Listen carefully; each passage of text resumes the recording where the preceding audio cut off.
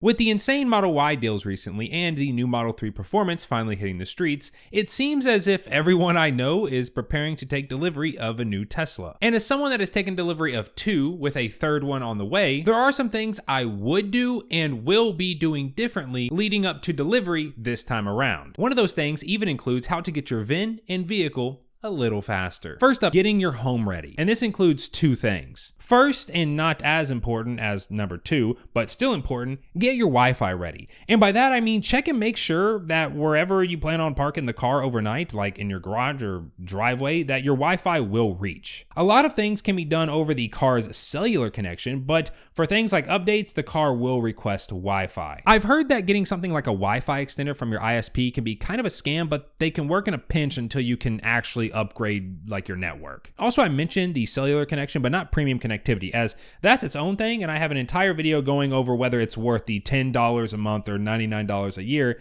that you can check out. But now the second and much more important thing to get ready, home charging, which surprise, surprise, I also have a video going super in depth on which charger to buy or which plug to have put in depending on your needs. Tesla no longer includes a mobile connector with a 515 NEMA adapter for free with the car, at least in the States. So you can't just use that to get by until you figure it out like I did. You need to have charging set up, and I'd highly recommend some form of upper level 2 charging, so 8 hours or the amount of time most people sleep, your car can go from 0 to 100% if it needed to. And for people that, because I know I'm gonna get this question, don't have home charging, why are you buying a Tesla or any EV for that matter? I know this may be a hot take, and anytime I've said it in the past, people have gotten upset with me, but I'd rather be truthful with you than have you listen to these insane Tesla fanboys that just want to pump the stock. The convenience of home charging and how cheap it is literally half the reason to own a Tesla. Public charging, even on superchargers, is just as, if not more expensive than gas when calculating efficiency versus a fuel-efficient gas car, and takes so much longer to do. Plus, I mean, time is money, so. Unless you have an extreme use case and you've run the numbers, buying a Tesla without home charging is just stupid. And to be honest, you're only doing it because it's a Tesla. Which, I mean, if you want to drive a Tesla that bad, like, that's totally fine, but don't lie to people saying that it's super convenient or something like that, or even lie to yourself. Now, the next thing to do to prepare for delivery of your new Tesla, picking up some accessories. Teslas are extremely bare bones nowadays. Like, they used to include organizers for free. Well, not anymore. And the base ones don't even include floor mats, which blows my mind. Like, how are you spending $40,000 and you don't even get floor mats? Plus, the floor mats that do come with the long range and performance ones are still cheap. I'll have all the accessories that I used linked down below, but my top 5 that I'm personally gonna have day one are as follows. A screen protector, and no, it's not because I think you're gonna crack your screen, but for scratch protection, which is very possible.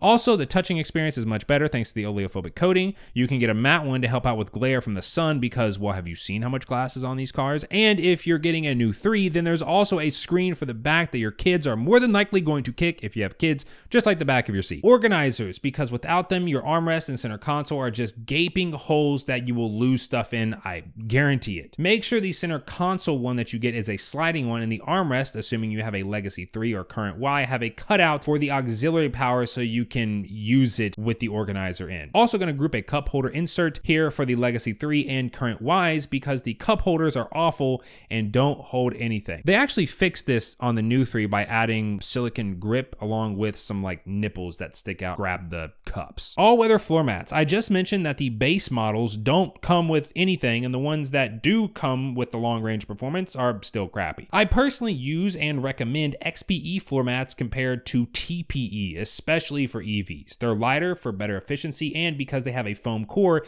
they help with sound dampening. Also, they clean up better than TPE. I'll also leave a link for the extended set, which includes the front trunk, sub-trunk, and if you're in a Y, mats that attach to the back side of the rear seats. Roof sunshades. Yes, we're going to be talking about tint and PPF in just a second, but even with my tint, I still used roof sunshades on super hot days. And finally, for non-Refresh 3 owners, some interior lighting. The one I have is super easy, like less than 5 minutes to install, and takes 0 brain power, like I'm not joking, and can be controlled via an app for a ton of color combinations. For the rear refresh 3, and well, I guess, you know, old 3 and Y owners can get this as well. I mean, I still really like it. I'd recommend the Fantech X8 tire inflator. It's super compact, can pump up all 4 tires on a single charge, doubles as a flashlight, and triples as a battery bank. I just keep this in the sub trunk of my Tesla because, well, I'd much rather have it and not need it than need it and not have it. And when you need it, you really need it. Like I said, I'll have all this and more linked down below. And you can use code YouTube, all caps, to get 10% off your entire purchase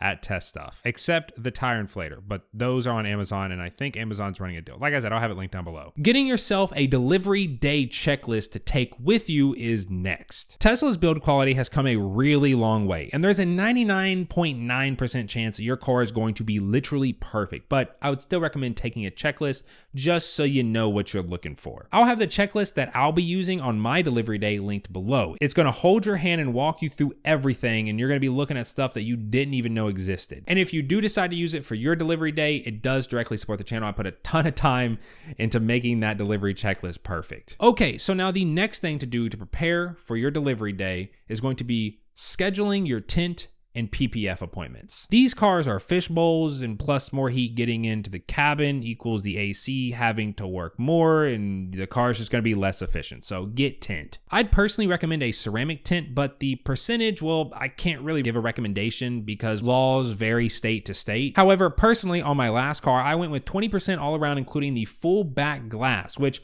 on the 3, I'd really recommend that you don't get the half back glass, as in my opinion, it just looks kind of bad, and 50% on the windshield. This cut down on heat within the car substantially. And I do plan on doing something similar, though slightly darker, on my new Tesla, so stay tuned for that. Now, technically you don't have to schedule your tint prior to delivery. I would recommend getting it soon, but it's not like a must do like immediately. But if you are planning on getting PPF, I definitely would recommend scheduling it as soon as possible, like as soon as you have a rough estimation on when your delivery date is, as most shops that are actually worth going to have at least a month wait time. The first Tesla that I got PPF on, the shop I went to had a 6-week wait time, and they had the car for like, I think it was 4 to 5 days. And I mean, it came out perfect. I ended up getting XPEL Ultimate Plus, which is like top of the line PPF, and they just did a fantastic job on it. If you're in the Louisville, Kentucky area, I'd highly recommend them. The shop's name is Studio A. Let them know I sent you. Yeah, just great people. Another reason to get your PPF appointment as soon as possible is the more you drive the car, the less worth it PPF becomes, as it's meant to protect from rock chips, not repair existing rock chips. And if you go in with a few thousand miles on the car, your perfect rock chip free paint isn't perfect and rock chip free anymore. However, I do know some really good shops that are able to repair rock chips by, I'm not going to say exactly what they do because I think it's supposed to be a secret, but I went in with like a crazy big paint chip and they were able to like completely get rid of it underneath the PPF. Now, the next thing to do to prepare for delivery of your new Tesla, read the manual.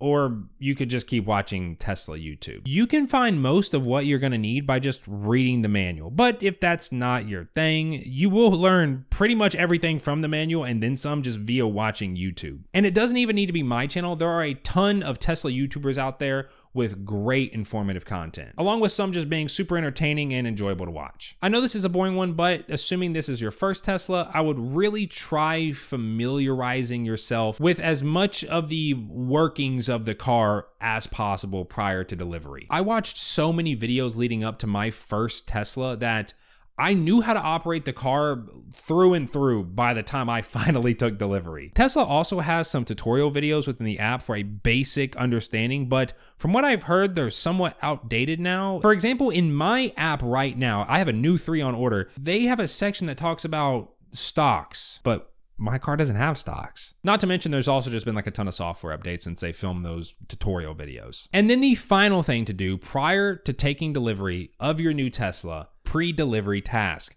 Tesla will not let you take delivery until these are done. And there's really 2 different parts. Pre-VIN and post-VIN. Pre-VIN can be done as soon as you put your order in, and Tesla tells you to do it as soon as possible to avoid delays. Registration just needs all your information along with proof of ID. It's fairly straightforward. The automatic ID scanning that they have has never worked for me, but it works as soon as I put in my details manually. Next up is the tax credit section, assuming the vehicle you're purchasing qualifies. And assuming you're eligible as well, you're just gonna need to check a few boxes and you'll see the $7,500 come right off the top of the purchase price. You will then see the trade-in option. I've never gone through this process with a non-Tesla, so it may be different, but because they can just pull all the info from the Tesla you're trading in, because it's like linked to your account and everything, they're only going to ask you a few questions and request a few pictures. My trade-in quote took roughly 3 to 4 days, and it's good for 30 days. I would recommend accepting the offer that they give you so it locks in the price, just in case,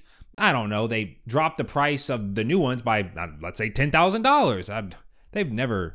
They'd never do that, right? And then if you find a place that offers you more, well, you can just back out with no penalty. Now for your payment method, and what you put in when you're ordering will reflect within the app. However, and this is a pretty big tip, if you're wanting to get your car as fast as possible, choose cash when placing your order. Cash orders have priority in Tesla's system when demand is high. Now, if demand isn't high or you're ordering a super basic build, like standard paint and black interior, you probably don't really need to do this. We're not in 2021, 2022 anymore where any configuration took a year to get. But if you plan on ordering something like, let's say, the new Model Y when it comes out, then choosing cash will get you your car the fastest. It also doesn't matter if you're actually paying cash either, as once your VIN is assigned, then you're out of the queue that prioritizes cash, and you can just send Tesla a message via the app asking them to switch you to either Tesla financing or self-arranged financing. This also prevents you from having your financing expire waiting for a VIN, as most approvals are only good for 30 days. As for leasing, well, it isn't available in my state, so I literally have no idea if this works or not. I know people that are on the West Coast where the turnaround time should be the shortest, as that's where the cars are made, that ordered their new Model 3 Performances the same day as me, if not, a little bit earlier. I ordered like 30 minutes after. I know people that ordered like as soon as it came out, and they still don't have a VIN. It's more than likely because they chose financing, but they haven't submitted their financing yet because they're waiting for a VIN. They don't want to secure financing and then have it expire, but they're not going to get a VIN because they haven't submitted financing. And yeah, just choose cash if you want to get your car quick. Now, when you get assigned a VIN, you will more than likely get notified. I was notified via text that I had a message from my advisor in my Tesla app, along with a notification directly from the Tesla app that I had a message from my advisor. As for post-VIN, well, it's very straightforward. Not only is your EDD going to narrow to a 1 to 2 week window, but at some point, you're going to be given the option to schedule delivery. For me, this option has been available almost immediately after getting my VIN, except for the one I'm currently waiting on. I've had my VIN now for almost a week and I still haven't been given the option to schedule for delivery. You're normally given 3 different days to take delivery, and you have to take delivery during those 3 days. From my understanding, they will not hold the car or reschedule, but it's always best to contact your advisor to double check if a situation arises for you. Proof of insurance is something that you're going to need to submit. Some states you can upload your current insurance, whereas other states require you to have a VIN, and then you have to upload a temp card with the VIN. Even if you don't have a set delivery date, but you have a VIN, a lot of insurance companies will let you schedule it to start on a certain date. And if the delivery gets pushed back, they can change the start date. You will also now have the option to submit payment, which submitting payment is kind of weird. If you're paying cash and you feel comfortable just giving Tesla a interest-free $50,000 loan for 1 to 2 weeks until you go from VIN to actual delivery, then you can by all means link your bank account and go ahead and submit payment. However, you can just let them know that you're going to be bringing a cashier's check to delivery once you've seen the car. That is totally acceptable and may actually get you your car faster, as they want your money like as soon as possible. Same thing for financing. Assuming you don't go through Tesla for financing, you can either have your bank send them a check or take it with you on delivery day. Tesla will ask you to go ahead and submit your down payment along with proof of self-arranged financing. Normally, this is by providing them a tracking number for the check that the bank is sending them. The credit union I used on my last Tesla sent me a blank check to take with me on delivery day, and I just filled it out right there in front of them, and once I handed it to them, they pressed a few buttons and I was able to accept delivery. And finally, delivery day documents. These normally become available 24 to 48 hours out from your delivery. You just need to look over them and accept them. But yeah, let me know in the comments if there's any things that you would recommend prior to delivery that I missed. I'm preparing to take delivery myself, so you may end up helping me out as well. If you're new around here and you want to see more Tesla related stuff on your YouTube feed, then feel free to subscribe. Thank you so much for watching, and I will see you all in the next one. Peace.